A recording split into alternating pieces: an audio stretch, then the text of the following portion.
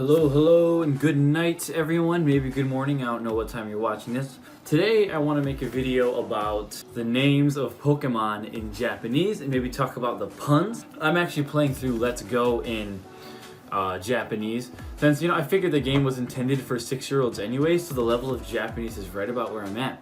And that got me thinking, well, that's a really good way to learn Japanese. Not only through the actual text and the dialogue of the game, but also every Pokemon's name is based off of some sort of pun. Even in English, you can see a lot of the names in some way they combine two words and it creates this sort of monster. But for today's video, what I want to do is Pokemon that I want to talk about are all the Pokemon that are included as playable characters in Super Smash Bros. Ultimate.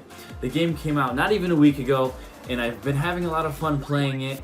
And so I kind of want to pay tribute to all the mon in there. Next time you're at a Smash party, maybe bring it up and be the nerd that knows something about the Japanese name of that Pokemon. And this is something I have to look up. Sometimes it's obvious to me. Well, most times I have to go online and look up. It's usually an onomatopoeia with some sort of some word relating to their type or their design. These aren't words that you'll often find in a textbook, which is part of the reason why I think it's so useful. I don't know if all these are correct. This isn't official from the creators or anything. This is just fan speculation. A lot of this I found online searching in Japanese because you can't really find a lot of it in English. I mean, you might be able to talk about the English names a little bit, but in Japanese, so I searched it up in Japanese, and I'm even learning a lot here, not only about words, but also about Japanese culture and other words from other languages too. So let's learn this together, yeah! Okay, so let's get started here. In order to understand the name of Pichu, you have to understand Pikachu. So Pichu in itself is just kind of a play off of Pikachu's name. And besides, Pikachu might as well be in the dictionary at this point, because no matter where you go in the world, everyone knows who Pikachu is. Pikachu combines two things. There's an onomatopoeia in Japanese pronounced pika pika, pika pika. So pika pika means for something to sparkle. And it's a way to describe something that's shiny or dazzling or very bright. And also chu. Chu is the onomatopoeia. You guys all know what an onomatopoeia is, right? I hope so. So chu is the sound a mouse makes in Japanese. So mice go choo choo choo choo. The sound of a mouse choo choo. Oh, there's a mouse in here, right?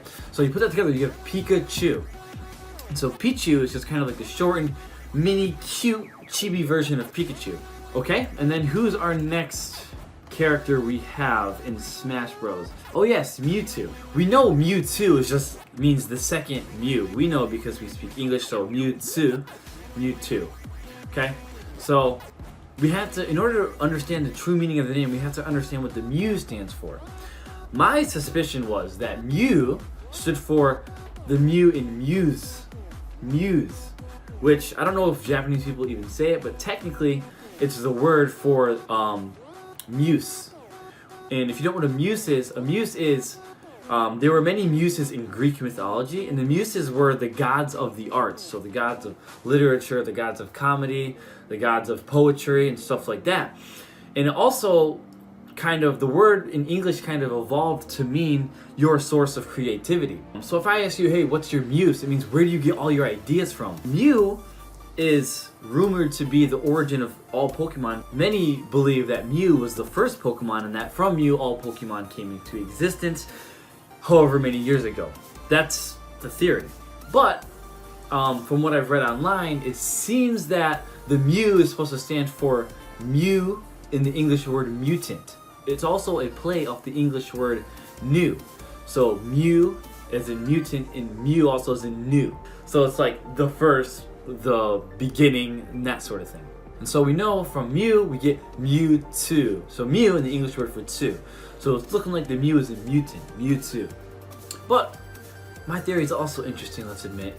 Okay, next, who do we have next? Aha, so we're gonna talk about Pokemon Trainer and all the Pokemon he uses. So just for fun, we're not only gonna talk about Squirtle, Ivysaur, and Charizard, we're gonna talk about their whole families. Bulbasaur, my personal favorite Pokemon. This was a Pokemon that I kind of realized the name in Japanese, what it meant as I was studying Japanese. What Bulbasaur's name means is, it's two things in Japanese. His name is Fushigi-dane. Fushigi-dane. Fushigi, which is mysterious or strange, not in a negative sense, but just in the sense of, oh, I don't understand what this is, but it's captivating. And Dane aka seed. Tane or dane is seed. The little tick marks, very common in Japanese when you put two words together, which means strange seed. And then we have Ivysaur, which goes into, we keep the fushigi, right? He's still very strange, but he's not quite a seed anymore. Fushigiso. Fushigiso is Ivysaur. Now I thought that the soul in this was supposed to mean like dinosaur, because I thought, oh, his design is kind of based off like a dinosaur looking thing. But actually, this is where I was wrong. The onyomi for the Japanese kanji for grass, which is kusa, the other reading, which is the reading you would use when it's connected to another word or another kanji, when you combine two kanji, most times the pronunciation will change. It'll be completely different. It's one of the biggest struggles of learning Japanese. But I thought it meant dinosaur. Actually, it's just another reading for grass. So, strange grass, strange plant, strange weed, that sort of thing. Fushigibana just means strange flower. Hana means flower, but like I said, we're going to combine those two words together. Strange flower. The hana turns into bana. Fushigi hana, fushigibana. Strange flower. Very strange indeed. So Charmander, I didn't really get at first, because as I was studying Japanese, I heard two other words that are also in the name, but there's a completely different meaning. So Charmander's name is Hitokage. Hitokage.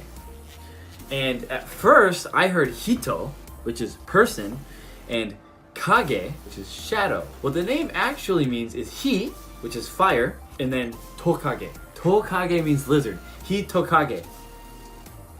Do I even need to explain? He goes from Hitokage, which is fire lizard, to Rizado. And all that is basically the English word for lizard in Japanese pronunciation. And you gotta realize it sounds a lot cooler here. So they pretty much just call him Lizard. His name is Lizard, but it sounds cool because it's katakana eigo. And then we go to Charizard, whose name is Rizadon. So this plays off of the previous evolution, Charmeleon. His name is Rizado, but this time Don.